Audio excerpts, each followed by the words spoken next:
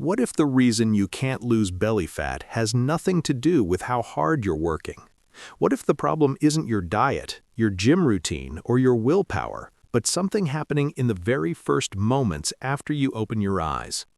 Most people never consider this. They blame themselves. They think they're just not disciplined enough, not consistent enough, not trying hard enough. But here's the uncomfortable truth. Some of the hardest working, most disciplined people carry stubborn belly fat for years without understanding why. And the answer, when you finally hear it, is almost shockingly simple. The fat wrapped around your organs, the dangerous kind, deep in your abdomen, isn't responding to effort. It's responding to signals, and those signals are set before most people even make their first cup of coffee. This isn't the kind of fat you can see in the mirror right away. It's not the soft layer under your skin that you can pinch between your fingers. Visceral fat lives deeper than that. It wraps itself around your liver, your pancreas, your intestines, the organs your body considers its most vital machinery. And because of where it sits, your body treats it completely differently than any other fat on your body. It isn't passive storage just sitting there waiting to be burned. It's defensive tissue.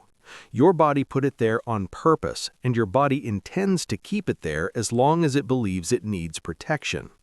That last part is the key to everything. The moment you understand that visceral fat isn't stubborn, it's cautious, is the moment everything about fat loss starts to make more sense. Here's something that almost no mainstream fitness advice tells you. Your body doesn't make its most important fat-burning decisions during your workout. It doesn't make them based on your calorie count or how clean your dinner was. The most critical metabolic decision your body makes each day happens in the first hour after you wake up. In that narrow, quiet window, your hormones are actively listening. They're scanning the environment, reading chemical signals, trying to answer one fundamental question. Is today a safe day or a dangerous one? If the answer is safe, energy flows. If the answer is dangerous, your body locks down. And visceral fat, with its dense network of hormone receptors, responds immediately to whichever answer it receives. Most people, without realizing it, send the wrong message every single morning. Think about what the average morning looks like. The alarm goes off. There's an immediate spike of anxiety. You grab your phone, scroll through notifications, check emails before you're fully awake, maybe drink a large coffee on an empty stomach, rush through a shower, feel behind before the day has even started. Your nervous system is already in overdrive. Cortisol, your primary stress hormone, which naturally rises in the morning to help you wake up, gets pushed too high, too fast. And here's where it gets important. Cortisol and visceral fat have a direct relationship. When cortisol spikes, visceral fat cells receive a very specific instruction: hold on tight, pull energy inward, don't release anything. Your body isn't being difficult, it's doing exactly what it was designed to do when it perceives stress. The problem is that a rushed, modern morning looks chemically identical to a survival threat. To really understand this, you have to understand how your liver fits into the picture, because this is something most people have never been told. While you're sleeping, your liver is quietly working. It's releasing glucose into your bloodstream in preparation for the morning, a natural, built-in process designed to give you energy as you wake up. By the time you open your eyes, there's already fuel circulating in your blood. Your body is primed and ready for movement.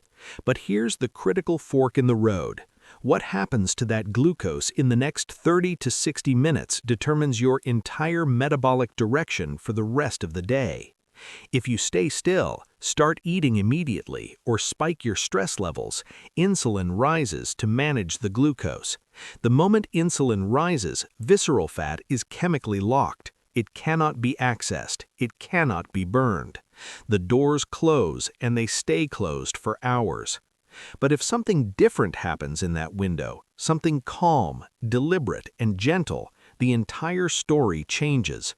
When you introduce light, easy movement in the morning, something remarkable happens at the cellular level. Your muscles begin pulling glucose directly out of your bloodstream through a process that doesn't even require insulin to act as the middleman. What this means in practical terms is that your blood sugar gets managed without insulin ever needing to spike. And when insulin stays low, the chemical lock on visceral fat never gets applied. The doors stay open. Your body, sensing that energy is being used rather than accumulating, no longer needs to guard its reserves. Visceral fat begins to release, not because you forced it, but because the biological reason for holding on to it quietly disappeared. This is why a gentle morning walk, something so simple it almost sounds too easy, can produce results that hours of aggressive exercise cannot. People hear walk and immediately think it sounds too mild to matter. They want intensity, they want sweat, they want to feel like they're earning something. But intensity in the morning, especially before eating, is exactly the wrong message to send. High-intensity exercise spikes cortisol sharply. It creates a demand signal that tells your body resources are under threat. Your nervous system interprets it as emergency, not efficiency. And visceral fat, which is exquisitely sensitive to cortisol, responds by tightening its grip even further. You can be exhausted from a brutal morning workout and still have a body that spent the next 10 hours in fat storage mode because of the hormonal message that workout sent. Effort, in this case, is actually working against you. The routine that actually works looks almost boring by comparison, and that's intentional. It's a short walk. 15 to 20 minutes is enough, taken in the early morning, ideally with exposure to natural light. No aggressive pace, no hills you're trying to conquer, no weighted vest, just calm, steady, low-effort movement that allows your body to transition gently from the stillness of sleep into the activity of the day. Natural morning light plays its own supporting role here, helping regulate your circadian rhythm and reinforcing the biological signals that your internal clock uses to coordinate energy systems across your liver, muscles, and brain. When all of those systems are synchronized, your metabolism operates with far more efficiency than when they're out of step. The walk isn't powerful because of the calories it burns in those 20 minutes. It's powerful because of what it communicates to your hormones for the 12 hours that follow. Here's something that makes this even more interesting. The effects of this morning routine don't stay in the morning, they stack. When you use that early circulating glucose through calm movement, your basal insulin, the background level of insulin your body maintains throughout the day, stays lower. And when basal insulin stays lower between meals, visceral fat remains accessible. Your body can pull from it quietly during the gaps in your day without you having to do anything extra. On top of that, your liver, sensing that energy was used efficiently in the morning, reduces its unnecessary glucose output later in the day. Your blood sugar becomes more stable, not because you restricted your diet, but because your system was properly calibrated early. Stable blood sugar means calmer insulin. Calmer insulin means your body is tilting toward fat oxidation instead of fat storage, hour after hour, without you having to think about it. Cortisol follows a healthier curve too. Instead of spiking sharply and then lingering through the day, which is what happens when mornings are chaotic and stressful, cortisol rises appropriately, supports your alertness and energy, and then drops as it should. When cortisol follows that smooth, natural arc, the chronic inflammation signals that tell visceral fat to stay locked in place begin to quiet down. Your body stops receiving the constant low-grade alarm that keeps it in defensive mode. And as that alarm fades, something unexpected happens to your appetite as well. Hunger signals become more proportional and honest. Cravings, particularly for sugar and processed food, soften on their own, without any willpower required, because the hormonal chaos that drives those cravings in the first place has been reduced. People who adopt this routine often report feeling less reactive to food throughout the day, and they're not imagining it. The biology actually changes. Now, it's important to talk about the ways people accidentally ruin this, because the mistakes are easy to make and surprisingly common. The first mistake is turning the morning walk into a workout. The second you start pushing the pace, tracking your heart rate obsessively, trying to maximize the effort, or competing with yourself, the nature of the movement changes. Stress hormones respond to intensity, not just to emotional stress. Physical demand is still demand.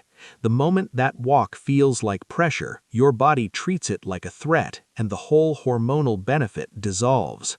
Another very common mistake is stacking large amounts of caffeine on top of the routine, especially on an empty stomach right after waking. Caffeine amplifies the stress response. In large quantities, early in the morning before eating, it can push cortisol higher than it would naturally go, and put your nervous system in a state of activation that mimics urgency rather than calm. One coffee is fine for most people. A triple espresso. Some people also make the mistake of treating this as an extreme protocol. They combine the walk with prolonged fasting, skip food for hours after, and push the morning into a kind of metabolic endurance test. For some individuals, this creates a stress response from low blood sugar alone. Cortisol rises to compensate, pulling glucose from your muscles through stress pathways, and insulin eventually rebounds hard when you do eat. The result is the same. Visceral fat gets the message to stay protected. The routine is designed to be sustainable, brief, and genuinely low pressure. It works because it's mild, not despite it. There's also a psychological mistake worth naming directly, approaching this with the expectation of seeing dramatic changes on the scale within a week. When those changes don't show up quickly, people abandon the habit before the biology has had time to shift. This routine operates on hormonal tone, not raw calorie math. The scale is one of the least sensitive instruments for measuring what's actually happening in your metabolism. The signals worth watching are subtler: how your belly feels across the day, how stable your energy is, how your appetite behaves, whether your afternoon cravings soften. What makes this concept so powerful is that it reframes the entire relationship you have with your body. Most fat loss advice puts you in an adversarial position. Your body is the enemy, fat is the enemy, and your job is to attack, restrict, and force results through sheer willpower. But visceral fat doesn't respond well to force. Every aggressive tactic sends a message that reinforces the exact defensive behavior you're trying to break. When you understand that your body is acting on ancient survival logic, that it's protecting those fat stores because it genuinely believes it needs to, the approach has to change. You're not fighting your biology. You're negotiating with it. You're changing the signals so that your body no longer has a reason to hold on.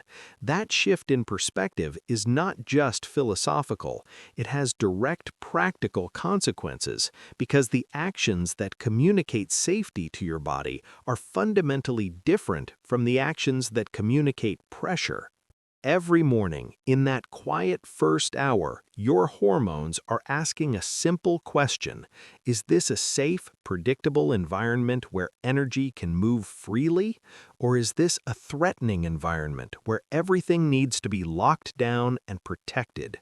The way you answer that question, through movement or stillness, calm or chaos, gentle activation or aggressive stimulation, determines the hormonal tone that shapes your body's behavior for the next 12 hours. Two people can eat identical meals, follow similar diets, and live what looks like the same lifestyle. But if one of them starts every day with cortisol spikes, insulin surges, and stress signals, and the other starts every day with calm movement, low insulin, and biological safety signals, their bodies will respond in completely different ways over months and years. The difference isn't discipline, it's information, the information you give your hormones every morning. So here's the invitation, and it's intentionally low pressure because low pressure is exactly the point. Try this for 7 days. Don't overhaul your diet, don't add extra workouts, don't buy anything or track anything aggressively. Just take a short, easy walk in the morning light before your first meal. Keep it calm, keep it brief. Give your body the chance to use that early circulating glucose without insulin getting involved. And then pay attention, not to the scale, but to how you feel. Notice your energy in the afternoon. Notice whether your cravings feel softer. Notice whether your belly feels different, even slightly, in ways that don't always show up in numbers. Visceral fat isn't burned through punishment. It isn't released through suffering. It lets go when your body finally receives consistent, clear, repeated evidence that it no longer needs to protect itself. And sometimes the smallest change, made at exactly the right moment, is all it takes to send that message and change everything that follows.